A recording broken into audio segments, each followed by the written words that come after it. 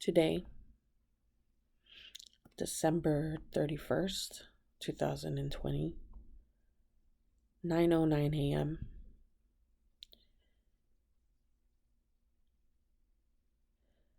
This is my video to say no more. Enough is enough,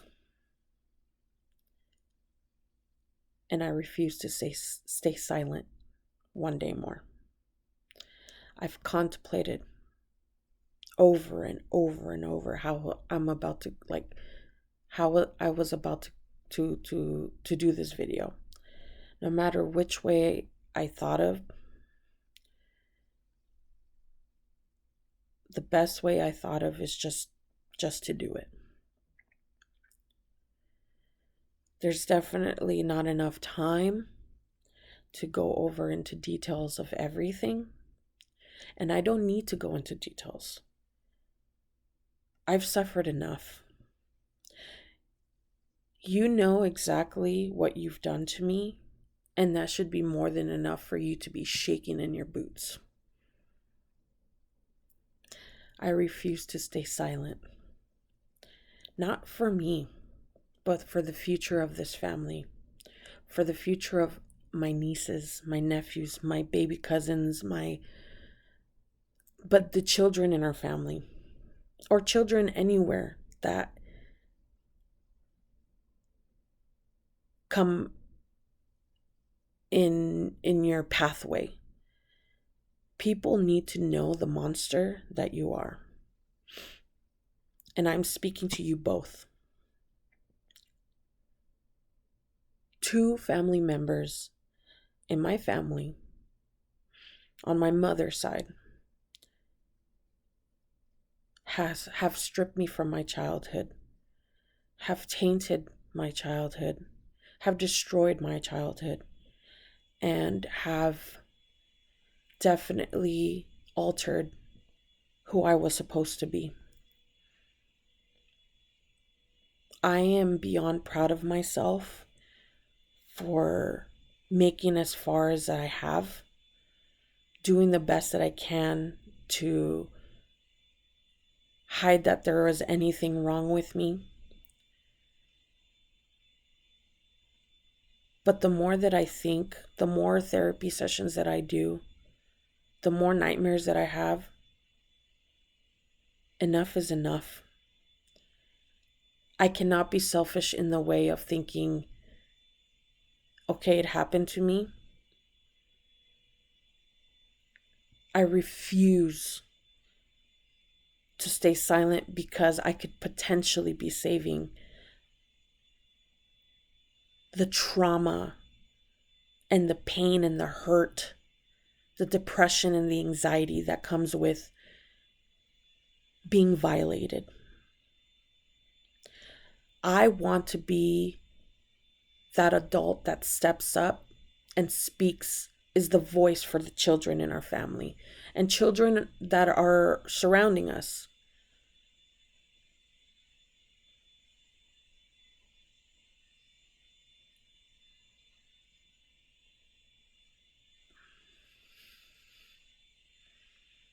I have cried many nights. I've had sleepless nights. I have severe PTSD. I have severe depression and anxiety.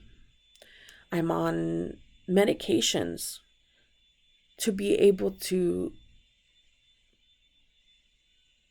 help me process these triggers, these thoughts, these memories.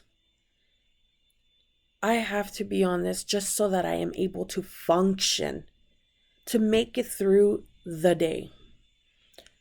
There's certain sounds, there's certain scents, your cologne, your voice when I hear it in home videos. I can't watch my own home videos because you're in almost all of them. I cringe, my stomach gets knotted, my body, I it's almost like I my soul leaves my body and I'm watching myself. Like, I don't, like, I feel disgusted.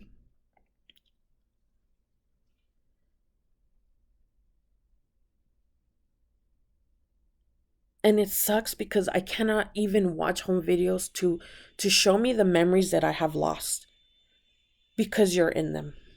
Because I don't want to see your smug look, your confident look, and in all that time knowing you were already doing all this stuff, not just to me, but to others. Thankfully, thankfully, I only got the physical end of it. I only got the emotional and psychological end of it. But there's others who got even worse, who were violated in the most heinous possible way by their own uncle. I'm calling you out, Sergio Gonzalez. I am no longer staying silent for putting your hands on me, for threatening me, for making me have to become an adult and protect my own siblings from you. Thankfully, from asking them if they've ever experienced anything from you, they said no. And to me, I felt like I did my job to protect them as an older sibling and to protect them from the evil that was living in our house. I will not go into details because I have suffered enough. I don't need to give you or anyone watching this video the satisfaction of, did it happen? Is it real? I know and you know. Whether you choose to believe it, to choose to acknowledge it, or choose to ignore it completely and say nothing ever happened, you're lying, whatever. You're not my responsibility. Your actions, your thoughts, how you process this is not my responsibility. I'm my responsibility. My nieces are my responsibility. My siblings and any other baby cousin that I have is my responsibility to save them from a pervert and from an abuser like you. I hope and pray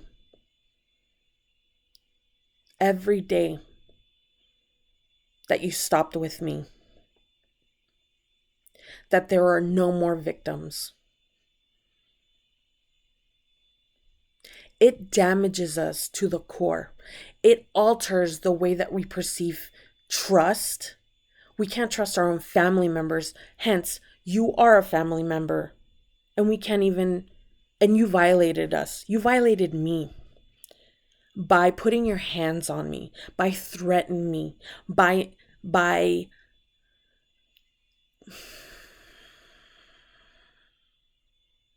manipulating my parents into thinking that I was a troubled child. You are troubled. You are sick. You are a disease. You're a virus. You're a poison to this family.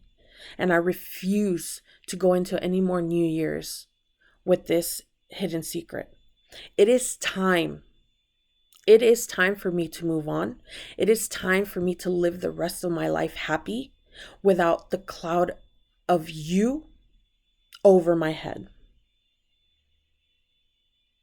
I believe in karma, and more so, I believe in God. And I know everything happens for a reason. And I know that if it was up to him, justice would be done. But in a real world that we live in, it doesn't work that way. I hope by me saying my story, it is more than enough to stop you. You have children of your own.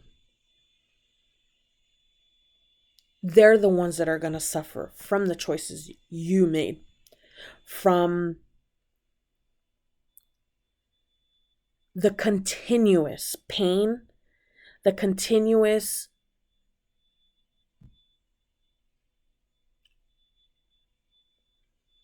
abuse that you kept doing. Each and every time you could have stopped. You could have said, I need help. But did you? No, you kept doing it. You kept doing it and doing it and doing it. No more. You are done. And I am no longer going to carry this with me ever again. You are nothing.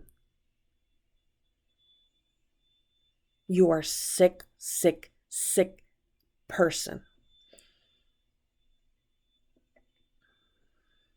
You will never, ever have the power over me. You will never put your hands on me. You will never threaten me again. And I will know now that my entire family will be safe from you. And any other potential abusers that are hidden in our midst of our family. But my job here is to call you, Sergio, and you, Aldo, out. Aldo, you have completely destroyed my childhood. You have sexually abused me. You abused and violated me. You molested me.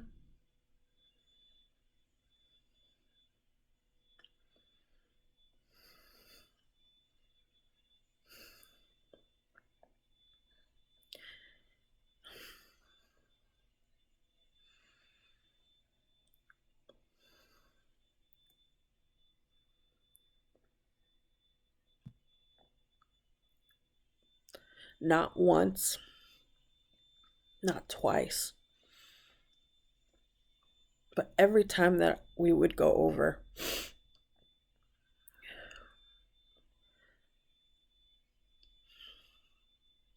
and I took more from it so that I could save my sister.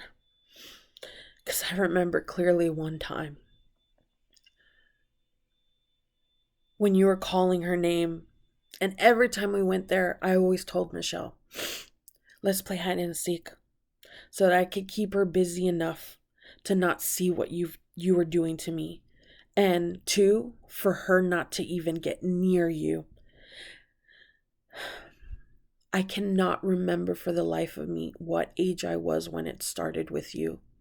I just remember that you were a teenager, and I must have been maybe 6, 7, or 8. I want to say 6 or 7. I can't for the life of me remember.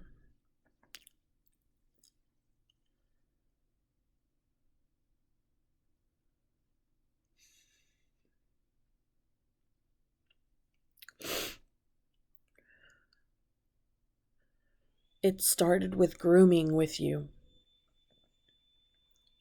You groomed me so well that by the time that the first time did happen,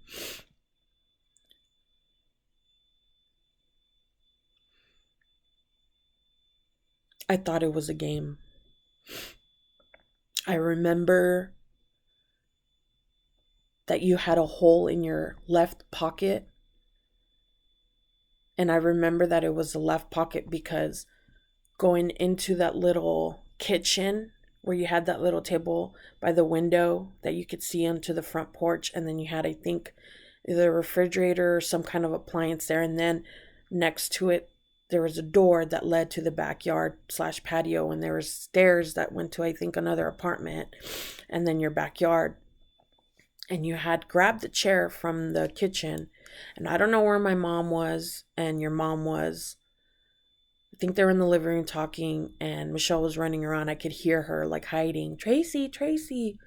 And I remember you grabbing the chair, and I was watching, like, something was odd, but I didn't process it like that because I was a kid. You're moving a chair, wow. And you had placed it right outside the door where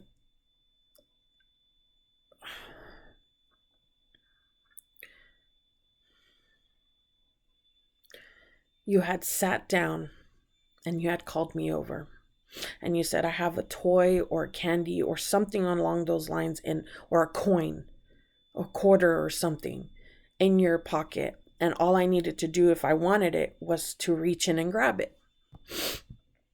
And all I remember was you were sitting there and you were looking at me and you grabbed my hand, my little child hand, and you helped make me go into your pocket.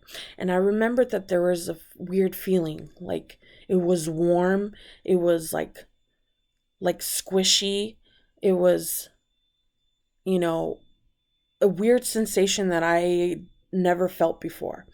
And there was a hole in your pocket. And I know that it was a hole because it was just enough where my hand can reach in there. And you had pushed it in there and you made me feel you up. I don't know how long it was happening. I don't know how long it did. But that moment, I I felt something in me that I knew something was not right. But then what stopped you was because Michelle was starting to turn the corner. She was coming from the side patio and to the backyard, and she was turning this way, and then you could see face front, and I can see her coming, and she's like, Tracy, Tracy. I'm like, Michelle, no, no, no, go that way. And she just stops and stares, and then she turns back. And that's all I remember from that incident. And then there's other times where I remember going into your room and there was a bunch of beds because of your siblings.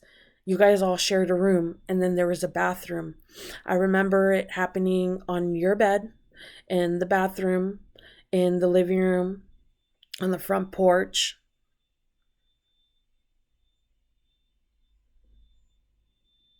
But I cannot remember details because the more I try to think, where was my mom? I can hear their voices, your mom's and my mom's voices. So I know they were close enough. But somehow you always made it to where you were unseen, like even in person, like how did it go on so long without anybody noticing? Like how did your sisters, your brothers did not know? Like there were sometimes that they were there. Like I don't know, but that one specifically, the one from the back porch, I remember specifically because that was the first time.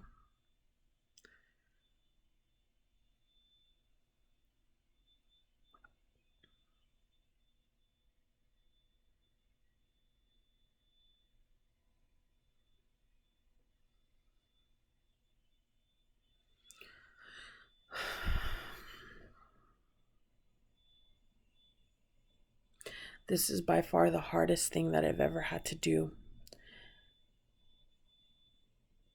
because I thought I was going to go through my entire life, that I was going to go to my grave with these secrets, that not only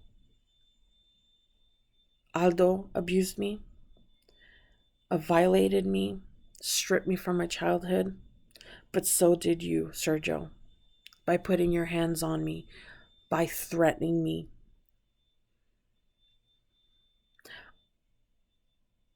I am so blessed, so fortunate to have found the person, my partner, my fiance, because I thought I was unlovable. I thought I would never have children. I would never get married. I would never even be in a relationship because I did not trust. I did not, I, intimacy, everything was stripped from me. My own body feels gross to me. Tattoos, this is the only time that I felt my own skin because I was in control of it. But I had to go to the extremes to do that just so that I can feel normal. And you know what? There's no such thing as normal. Not especially after what you guys did. And I hope justice is is served. And more so, I did my part by finally staying silent no more. From this moment on, you both will never, ever have room in my mind, in my heart, or anywhere. And just know that if I ever see you guys in public, and if I ever have children, whether they're mine or my nieces, and you're around, I will protect them where nobody protected me. You will never, as long as I'm around, you will never get to anyone.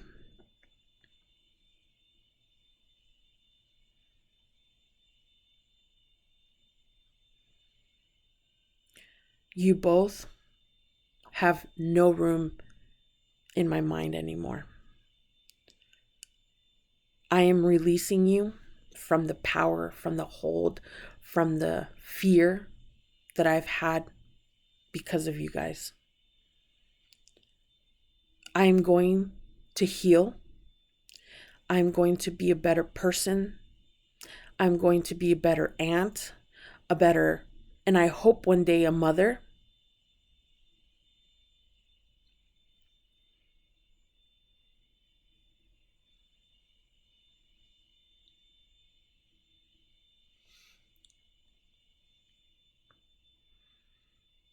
This will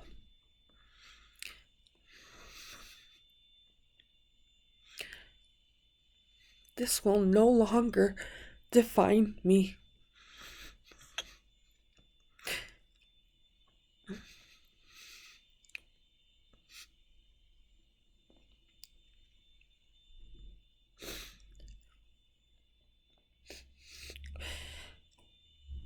I'm done with you both.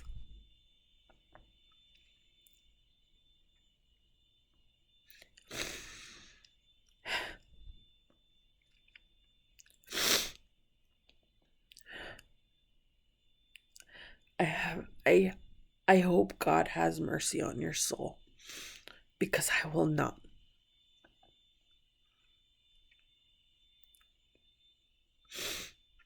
And I hope more than anything that God protects your children, because they do not deserve any of this. But just know, you did this yourself. Everything, the hurt, you did this.